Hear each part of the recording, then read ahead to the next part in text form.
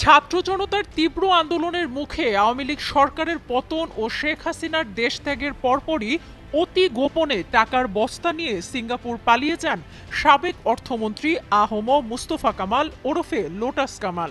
সম্প্রতি এ সংক্রান্ত একটি ভিডিও সামাজিক যোগাযোগ মাধ্যমে ব্যাপকভাবে ছড়িয়ে পড়ে, যাতে তার মেয়ে কুমিল্লা ভিক্টোরিয়ান্সের চেয়ারপারসন নাফিসা কামালকেও দেখা গেছে।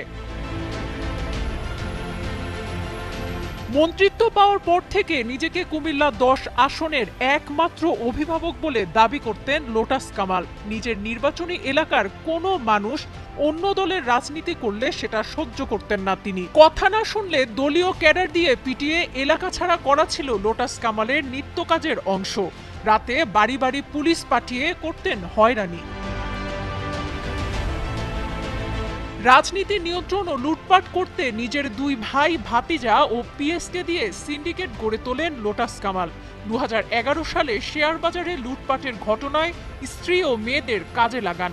দেশের টাকা পাচার করে বিভিন্ন দেশে গড়েছেন সম্পদের পাহাড়। তবে নিজের নামে খুব বেশি অর্থ সম্পদ না রেখেছেন স্ত্রী ও মেয়েদের নামে। পরিবারতন্ত্র কায়েমের অংশ হিসেবে 2009 সালে কুমিল্লা সদর দক্ষিণ উপজেলা পরিষদ নির্বাচনে দলের সিনিয়র নেতাদের বাদ দিয়ে আপন ছোট ভাই গোলাম সারওয়ারকে চেয়ারম্যান বানিয়েছেন লোটাস কামাল। জীবনে কখনো ছাত্রলীগের রাজনীতি না করলেও উপজেলা চেয়ারম্যান হওয়ার পর ভাইয়ের নামের জোরে গোলাম সারওয়ার বনে যান স্থানীয় আওয়ামী লীগের অভিভাবক।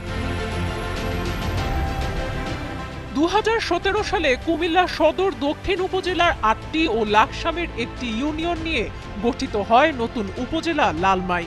লোটাস কামাল নবগঠিত লালমাই উপজেলা আওয়ামী লীগের প্রথম কমিটিতে সভাপতি করেন তার বড় ভাই আব্দুল হামিদকে, আর সাধারণ সম্পাদক করেন এপিএস কে এম সিংহ রতনকে। তারপর নতুন উপজেলা সাজাতে সরকারি বিভিন্ন প্রকল্প দেখিয়ে লুটপাট শুরু করেন মন্ত্রীর ভাই ও এপিএস। 2018 সালের নির্বাচনের পর এলাকায় আসা বন্ধ করে দেন লোটাস কামাল। তার পক্ষে এলাকা নিয়ন্ত্রণ করতেন ছোট ভাই গোলাম সারওয়ার, বড় ভাই আব্দুল হামিদ ও ব্যক্তিগত সহকারী কে এম সিংহ রতন নিয়ন্ত্রণের দায়িত্ব পান। কাগজে কলমে মুস্তফা কামাল এমপি হলেও নাঙ্গলকোটে কে এম সিংহ রতনই যেন ছায়া এমপি হয়ে যান। পান থেকে চুন খসলেই প্রতিপক্ষের ওপর চালাতেন নির্মম নির্যাতন।